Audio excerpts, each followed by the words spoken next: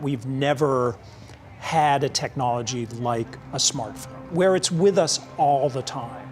The information age is going to reverse the industrial age. It takes an order of magnitude more energy to refute BS than it does to create it. We are living at a singular moment in history. Never before have we had access to more. More knowledge, more opinions, more analysis, more advertising, more information. There's a growing concern about the role that technology plays in our lives.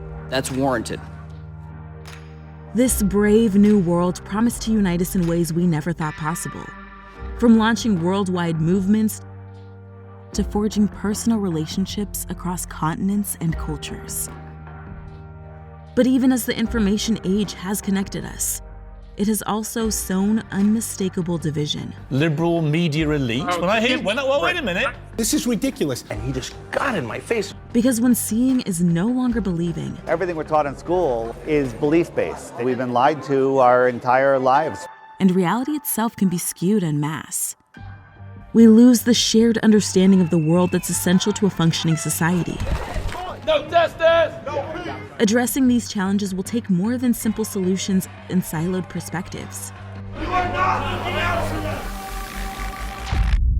That's why we started the Center for an Informed Public. Building from more than 150 years of innovation and public service at the University of Washington, we're uniting researchers and practitioners, academia and industry, governments and local communities around one of the most pressing issues of our time. Our aim is to rebuild common ground, restore public trust, and reignite discourse. Join us in restoring trust in information and each other.